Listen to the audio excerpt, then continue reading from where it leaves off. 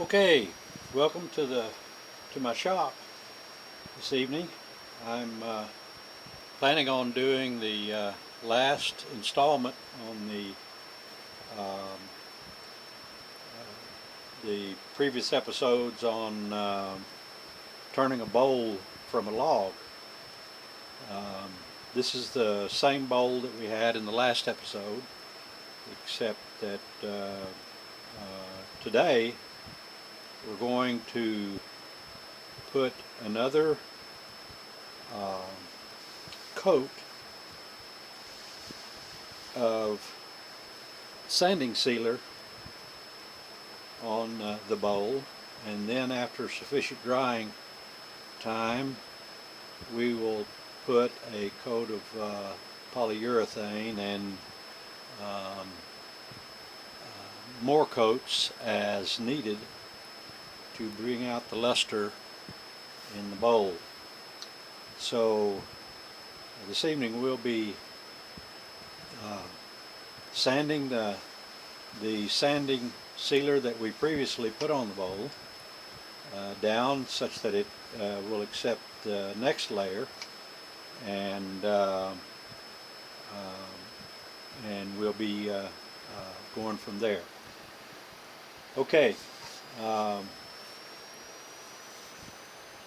I use a lacquer-based sanding sealer, and it's been thinned to 1/2 its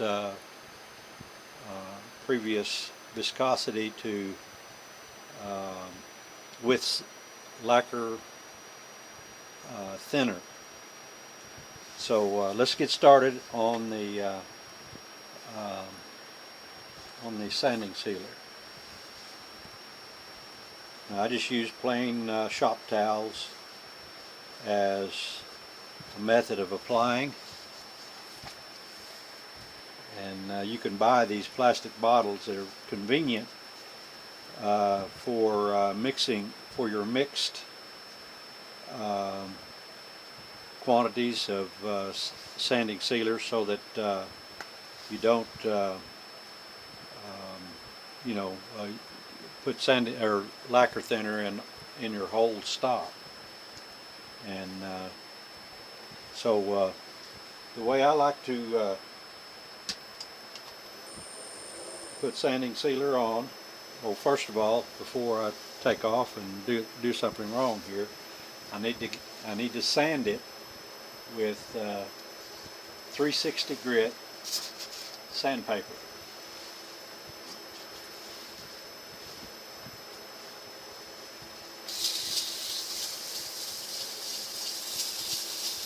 Doesn't take a lot of sanding,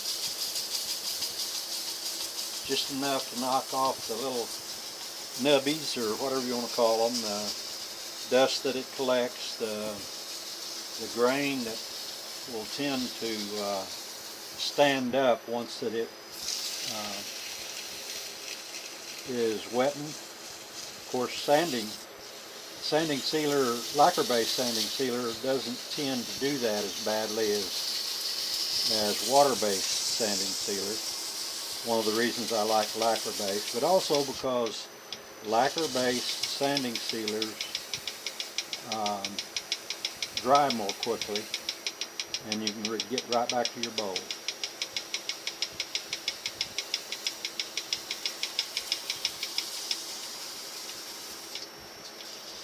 Faster finishing.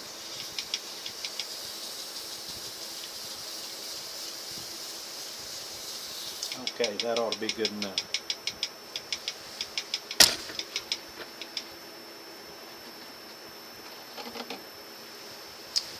I like to polish it with paper. It kind of gets rid of the dust, as well as kind of gives it a little bit of luster.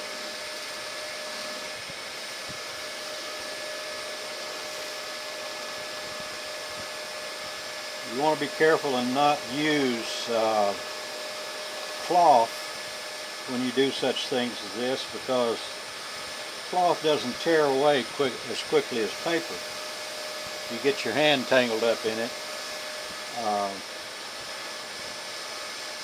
I know from experience that you can get bloodied up pretty good. One of the laws of turning is don't get blood on the wood. Okay. Now we're ready for the sanding sealer. And I like to turn the speed way down.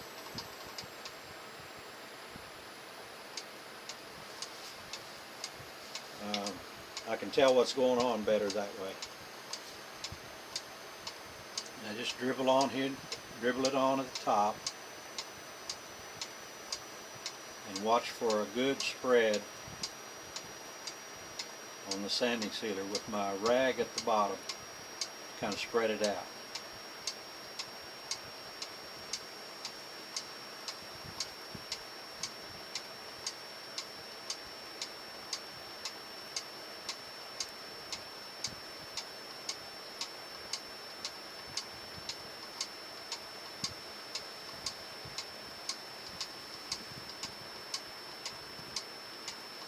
A lot of people like to protect their lathe bed by putting a towel or a board or something, a piece of plywood on the bed while they're doing this. If I had thought of it, I would have done the same thing.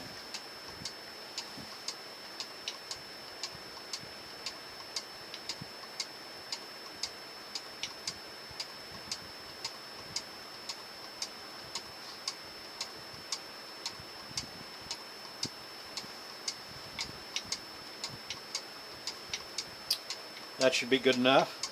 Now we've got to wait about 15 minutes or so, and it'll be dried. And I'll come back. I'll pause this thing for now. Okay, we're back, and I think it's had sufficient time to cure, and so now I'm going to use a Scotch-Brite pad. You can use steel wool if you like, a fine grade of steel wool, either triple or 4/0, or you can go back to 360 grit sandpaper if you like. We're going to be putting polyurethane on this bowl, so it needs a little bit of a rough texture in order to cling to the bowl. One of the characteristics of polyurethane. So here we go.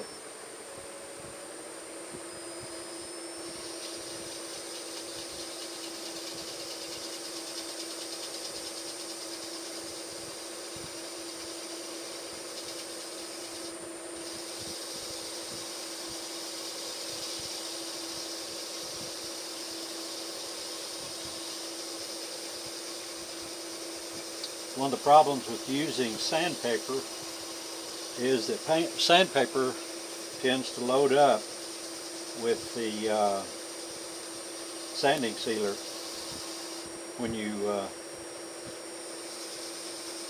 use sandpaper.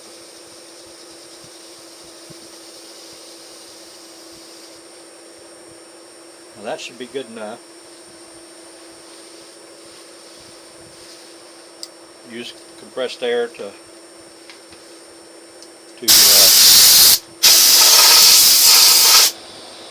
kind of blow some of the dust away.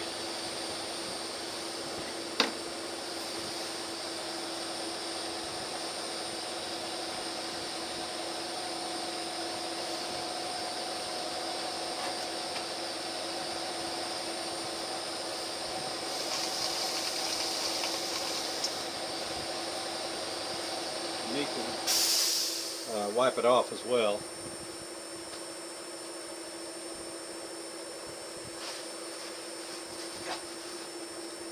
This is not a polish, just to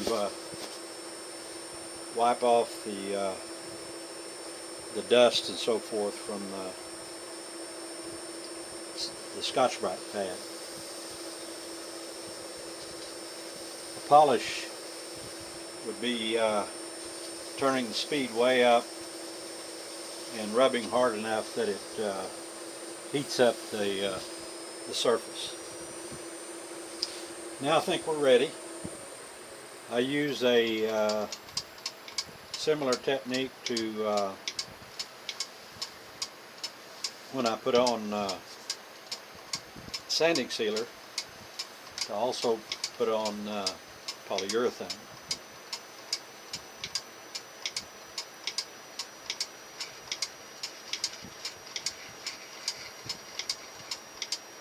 This polyurethane has been thinned with mineral spirits or with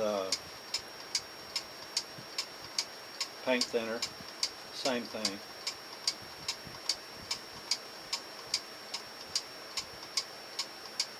To give a smooth finish. If the polyurethane is very thick, it'll leave very obvious streaks in a circular fashion around the bowl and be seen in the finished product.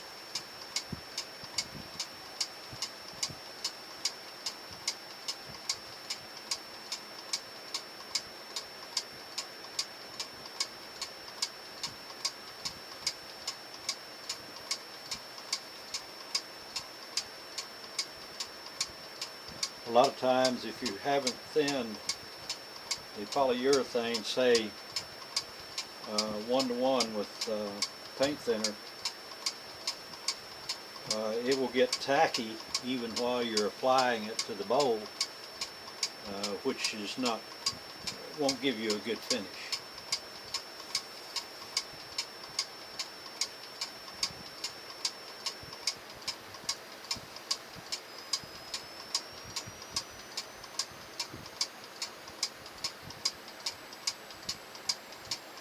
Sometimes there's irregularities in the bowl, and it's a good idea to stop and make sure that you've gotten places like knots and so forth that have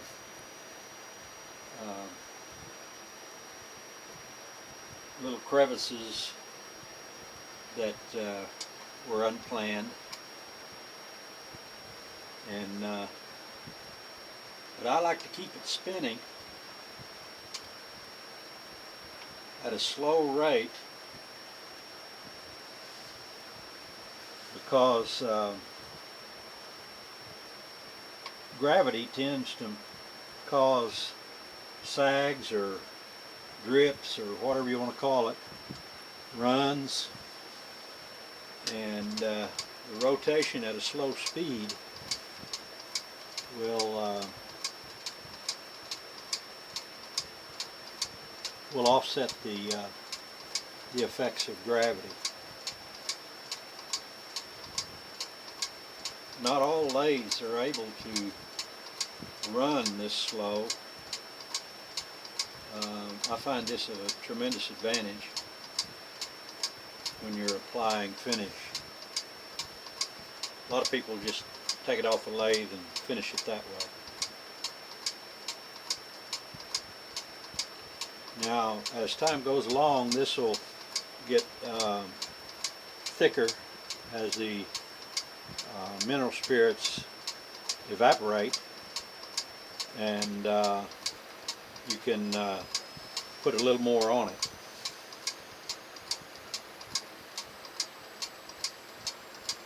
It begins to have a kind of a tacky feel, and it's time to put more on at that point. I call this the second coat.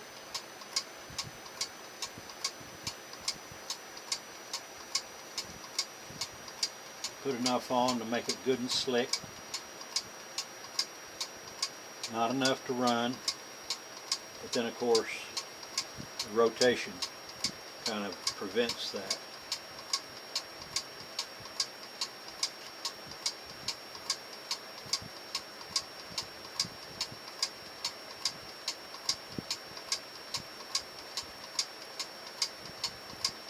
Now you have to be careful.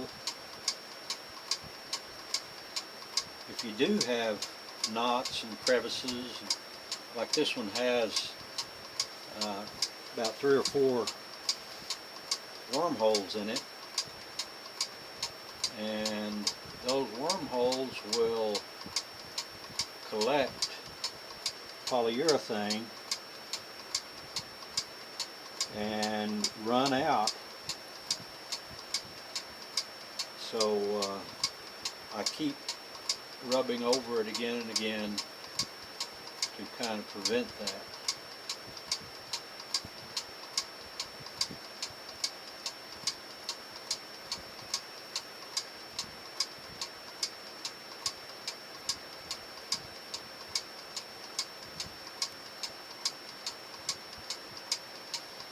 Okay, we're going to leave this running like this for a while, and for polyurethane to dry it takes 24 hours, but it'll seem like that I just came right back.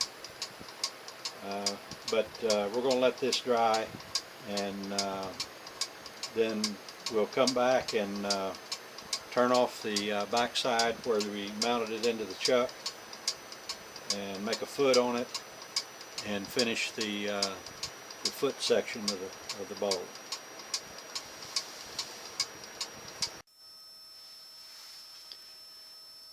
Now we're back, and the bowl has had time for the polyurethane to fully dry, and we're ready to process it further. Now my next step is to do, well, when you put polyurethane on this, it will collect dust and little particles, and there'll be little nubbies or places on it that you feel that is rough. It feels like particles, and in order to take those off to a certain degree, I like to do a paper polish. And the paper polish is just to rub the surface enough that the largest particles will be rubbed off, and the edges knocked down such that it feels fairly smooth. So we'll do that next. Oops. Now we use a fairly high speed to do that.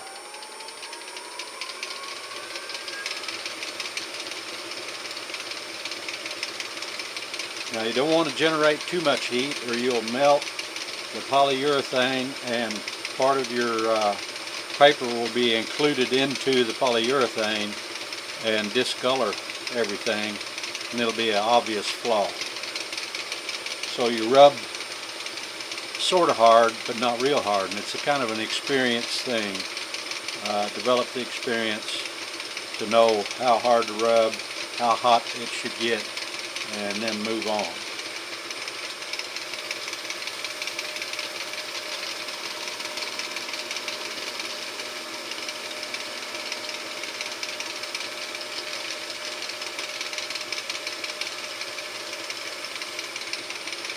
Now be careful around the edges, because the edges get hot real fast. So you just usually rub them fairly lightly. The center has the lowest velocity, so you can rub it a little harder and a little longer. But on the outside perimeter, the velocity is a lot higher and heat generates a lot quicker.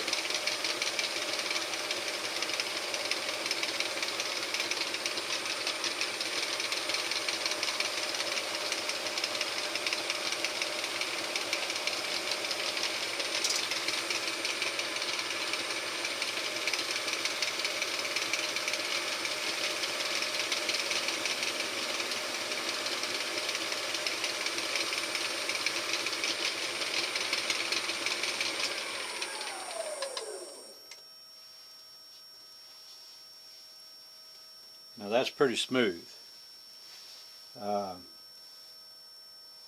Yeah, you don't feel any of the little protrusions and nubbies, as I call them, and it's fairly smooth.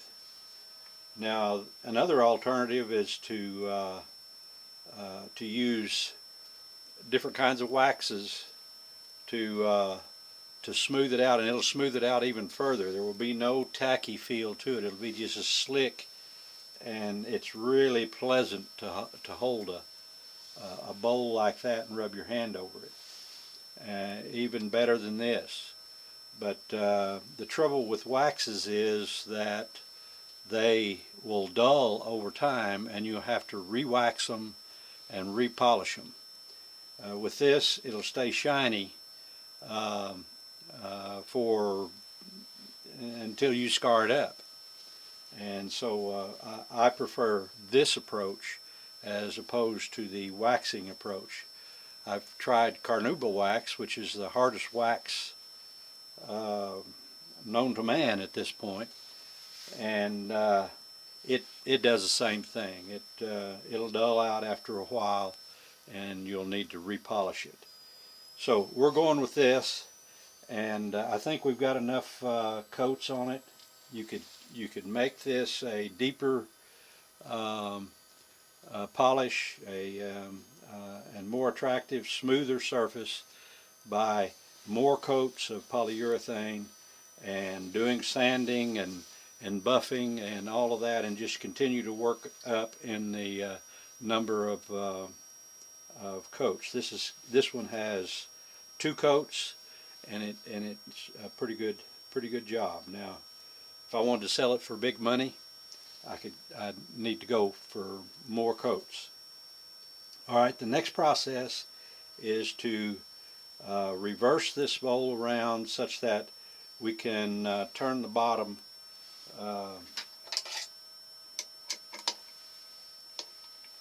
to an acceptable base. You'll notice that this has some discolorations from the water sanding and so forth, and it needs smoothed, and the wood's rough and so forth there, and it needs some polyurethane on it. So that's the next step, and I'll start setting up for that.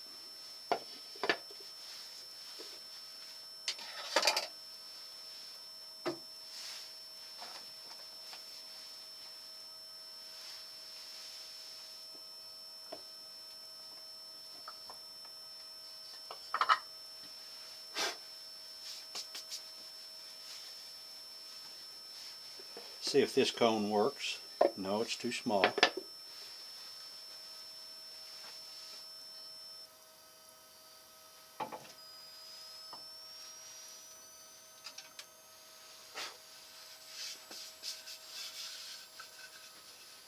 This one I'm sure will work. Okay.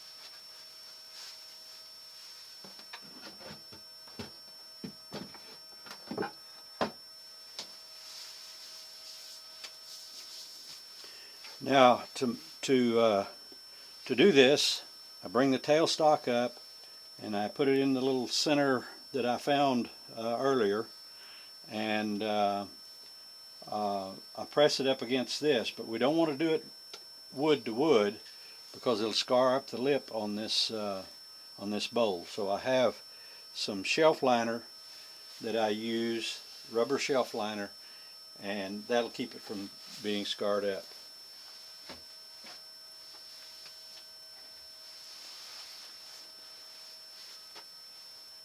As you can tell, it's been used several times.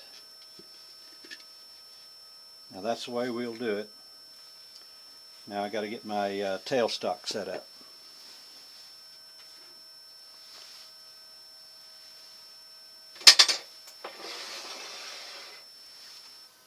Clean out the Morse taper.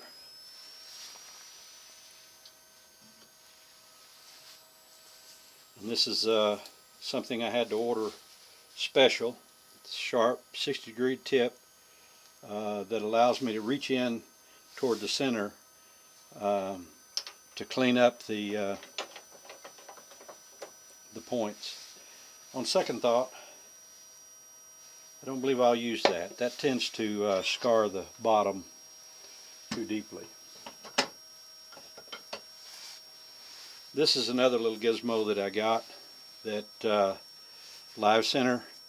I turned this piece to allow access to the center of the bowl, and you can get these various woodworking catalog orders, or on the internet, or a lot of places.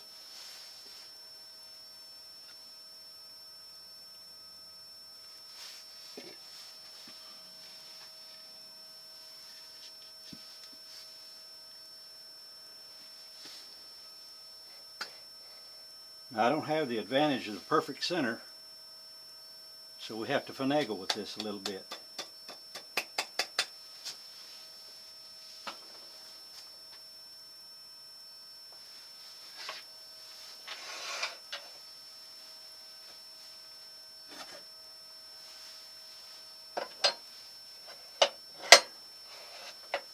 Now what I'm going to do is try to find the center again, as we did in previous times.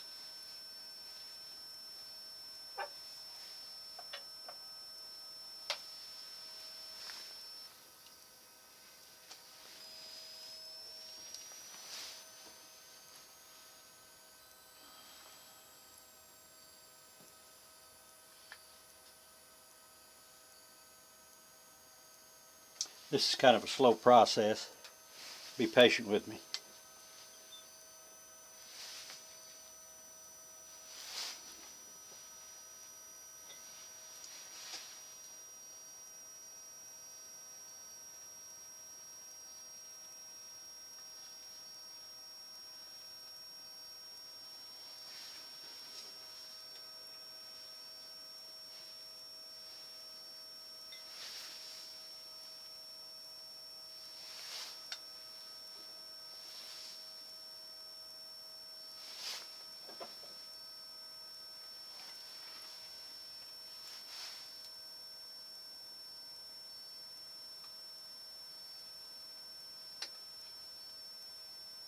Now that's pretty good.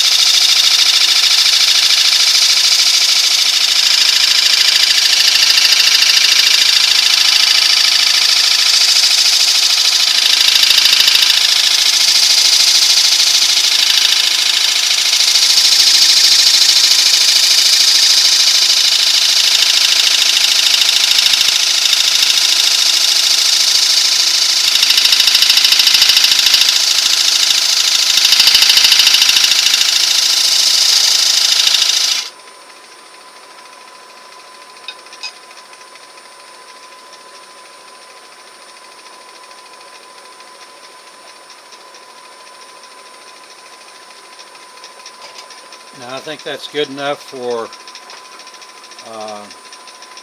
the cutting process. Now I'm going to sand it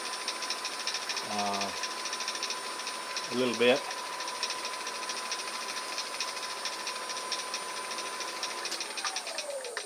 See how coarse I need to go. Okay, I need to go fairly coarse. I think I'll start with 80 grit right on the outer edge, and we'll go from there. Now I slow it down some for the sanding process.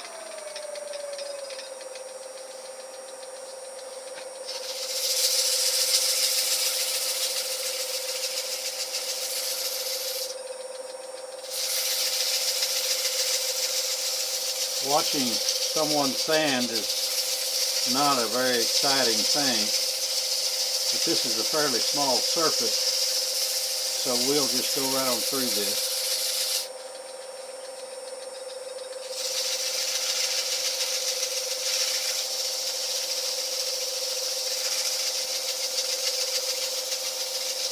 work my way through the grits.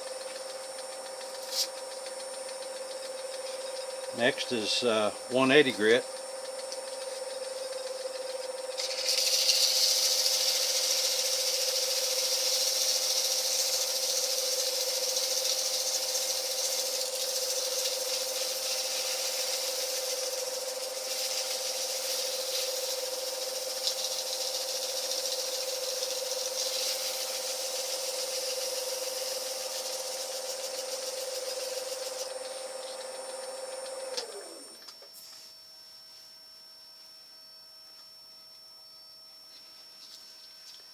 I have to back up one grit because I've got a kind of a rough spot there.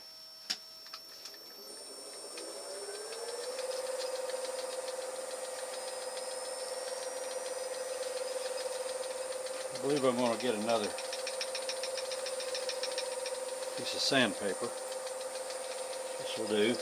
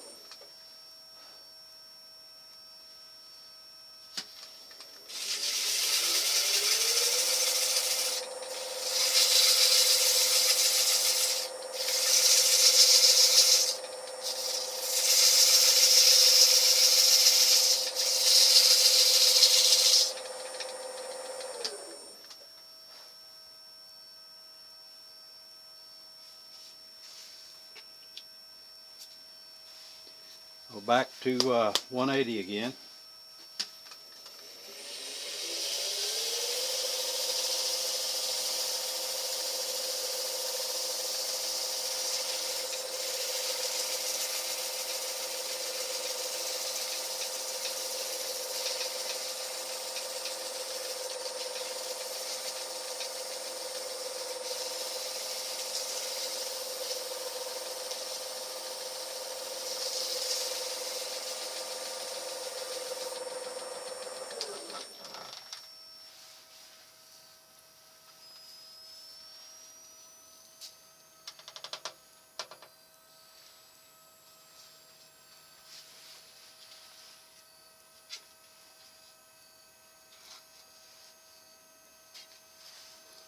.220.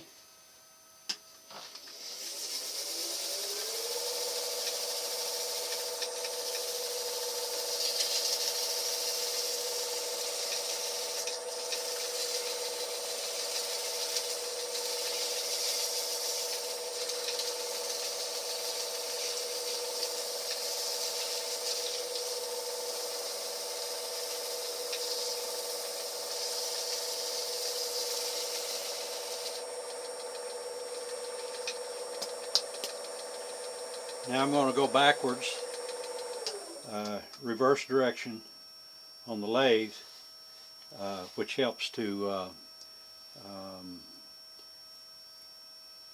the wood tends to stand up whenever you moisten it with something, and if you reverse it, it takes off those fibers that tend to stand up during the wetting process, and shears them off, and just makes for a smoother surface.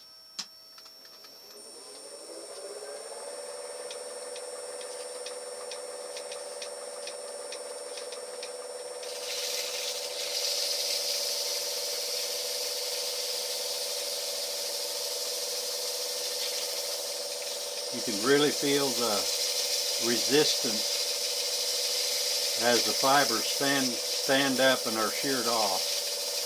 And once it starts smoothing up, then I can move on.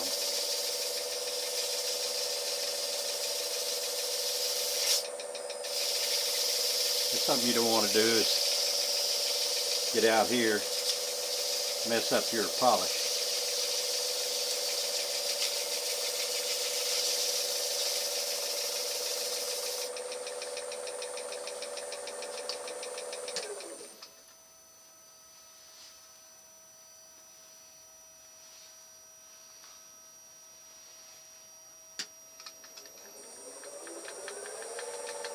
Because I touched it out here with the sandpaper, I'm going to try to polish it a little bit.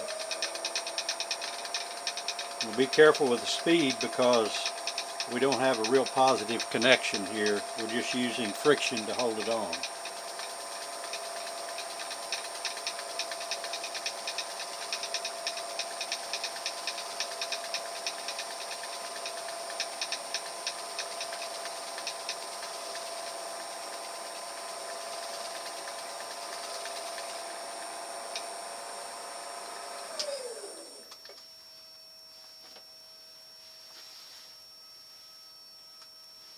Okay, that looks good.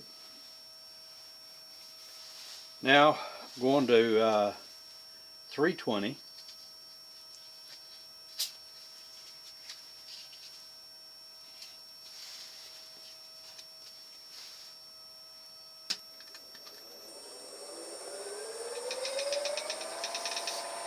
Slow it down a little.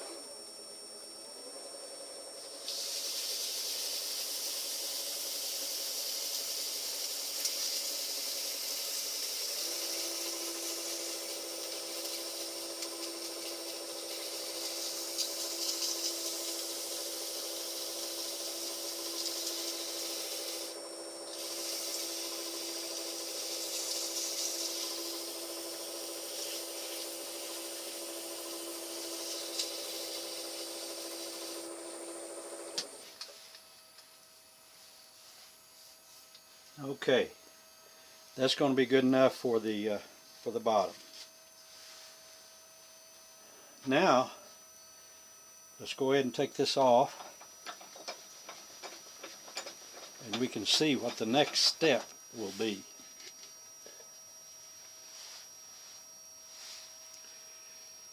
If we look closely at the bottom, we see this nubby thing here in the middle that's hard to do anything with, but I use a Dremel tool, and I with sanding discs and other I've got a diamond wheel that will take that right off, and then we can use the sanding to sand it down smooth, and then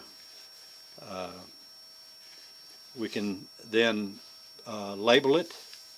I usually put the date and the type of wood that's it's made out of, and then I give it a name and put my brand in the middle.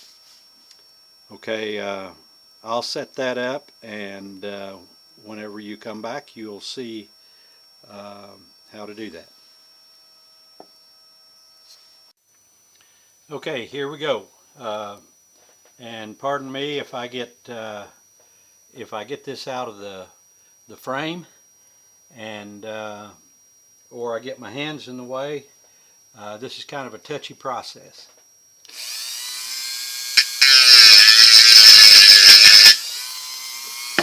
By the way, this is a diamond bit, diamond blade with little diamond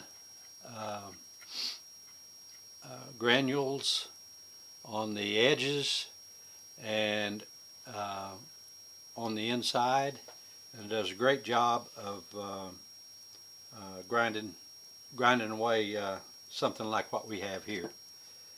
So I'm going to speed it up a little, and here we go again.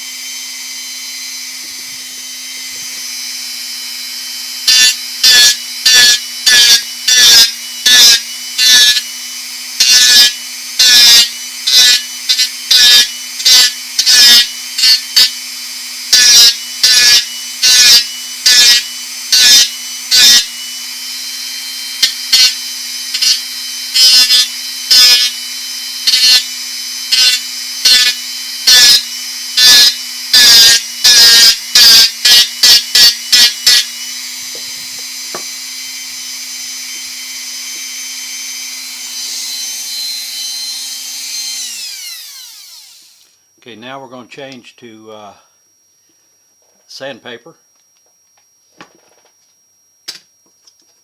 Not by hand, of course, but using this little rotary tool. Slow the speed down.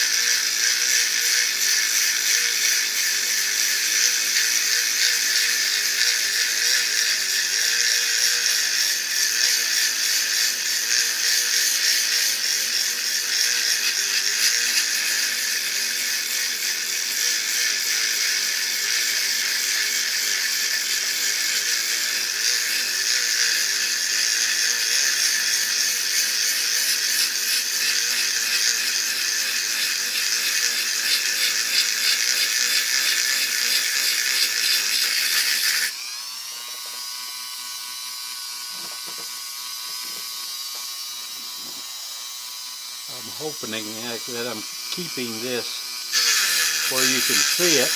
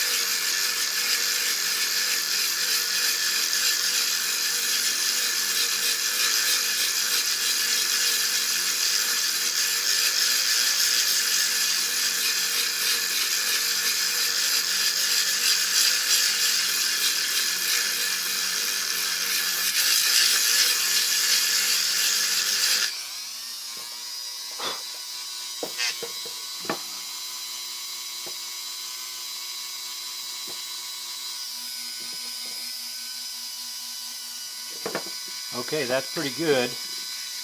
And the objective is to make this rim here extend and protrude further than the bottom in here. Otherwise it'll rock on the center. And with enough space so that you can have a little bit of untrue surface and still rest on the rim. So now I want to get a finer grit and try to work that down a little better.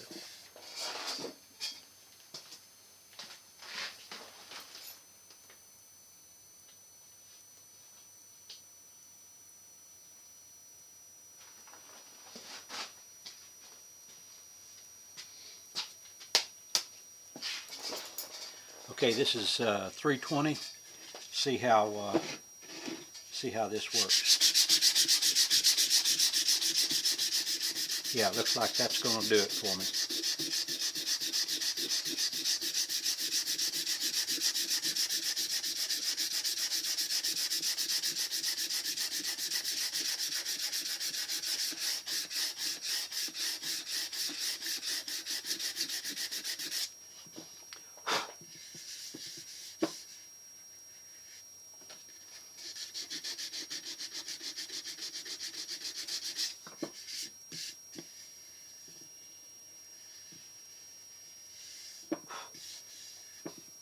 Okay, we're ready for sanding sealer, and just a moment and I'll get that.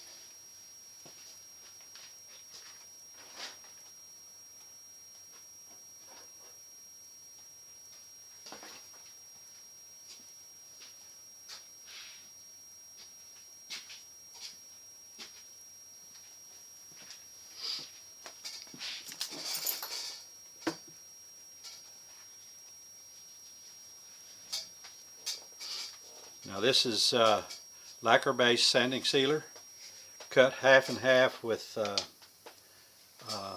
lacquer thinner.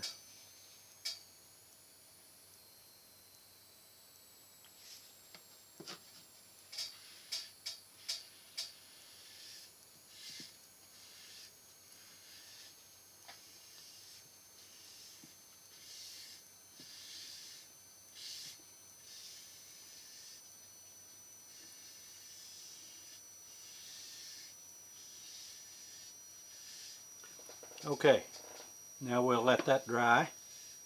Shouldn't take too long, and we'll be back with more of the video.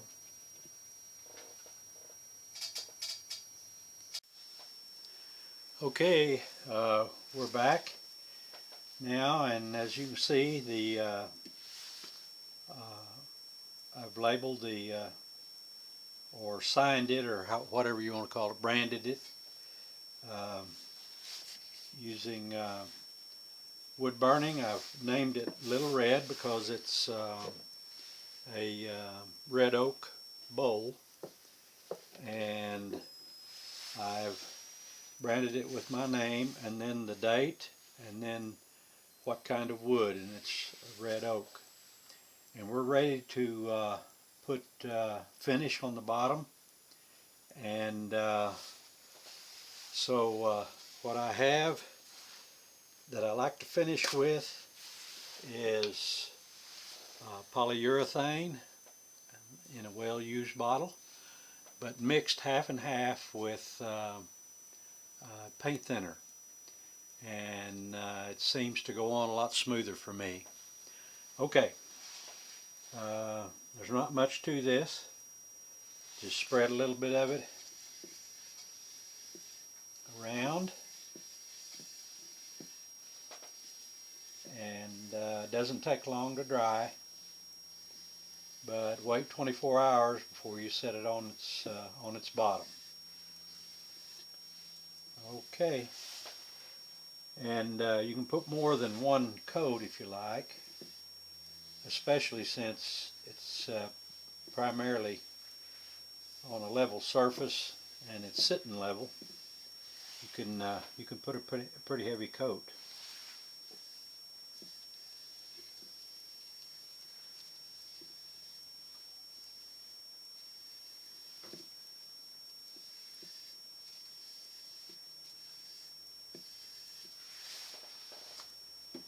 Okay, that I'm going to call that it for this bowl.